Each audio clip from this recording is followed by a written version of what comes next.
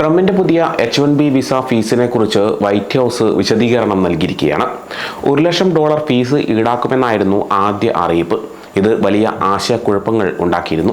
ഈ ഫീസ് എല്ലാ വർഷവും അടയ്ക്കേണ്ട ഒന്നല്ലെന്ന് വൈറ്റ് ഹൗസ് വ്യക്തമാക്കിയിരിക്കുകയാണ്. നിലവിൽ വിസയുള്ളവർക്ക് അമേരിക്കയിലേക്ക് മടങ്ങി വരാൻ ഈ പണം നൽകേണ്ടതില്ലെന്നും വൈറ്റ് ഹൗസ് അറിയിച്ചിട്ടുണ്ട്.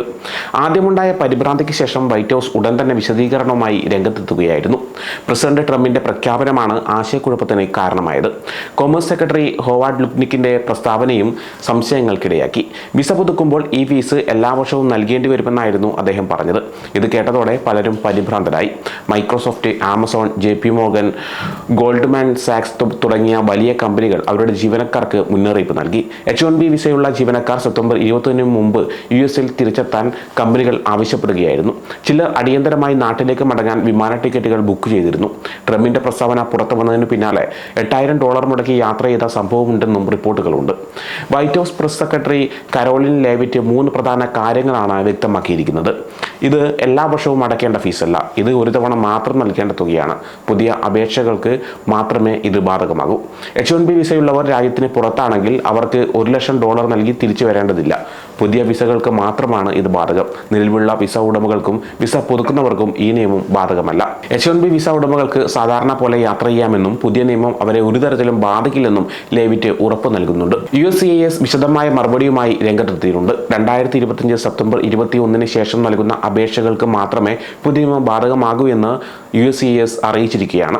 അതായത് 2026 ലോട്ടറിയിൽ തെരഞ്ഞെടുക്കപ്പെടുന്നവർക്കും അതിനുശേഷം അപേക്ഷിക്കുന്നവർക്കും ഈ ഫീസ് ബാധകമാകും. USCIS ഡയറക്ടർ ജോസഫ് എഡ്ലോയുടെ മെമ്മോറാണ്ടത്തിൽ ചില കാര്യങ്ങൾ വ്യക്തമായി പറയുന്നുണ്ട്. ഈ നിയമം മുൻപ് അപേക്ഷിച്ചവരെയും നിലവിൽ വിസയുള്ളവരെയും അല്ലെങ്കിൽ H-1B വിസ ലഭിച്ചവരെയും ബാധിക്കില്ല. നിലവിലുള്ള വിസ ഉടമകൾക്ക് അമേരിക്കയിലേക്ക് യാത്ര ചെയ്യുന്നതിനോ പുറത്തു പോകുന്നതിനോ ഈ നിയമം തടസ്സമുണ്ടാക്കില്ല എന്നും USCIS അറിയിച്ചിട്ടുണ്ട്. കൊമേഴ്സ് സെക്രട്ടറി ലുക്നിക് പറഞ്ഞ കാര്യങ്ങൾ തെറ്റാണെന്ന് വൈറ്റ് ഹൗസ് പിന്നീട് തിരുത്തിയിട്ടുണ്ട്. $1,00,000 എല്ലാ വർഷവും നൽകണമെന്നും വിസ പുതുക്കുമ്പോൾ ഈ പണം അടയ്ക്കണമെന്നുമായിരുന്നു അദ്ദേഹം ആദ്യം പറഞ്ഞത്. ഇത് തെറ്റായ വിവരമാണെന്ന് പിന്നീട് വൈറ്റ് ഹൗസ് അറിയിച്ചു.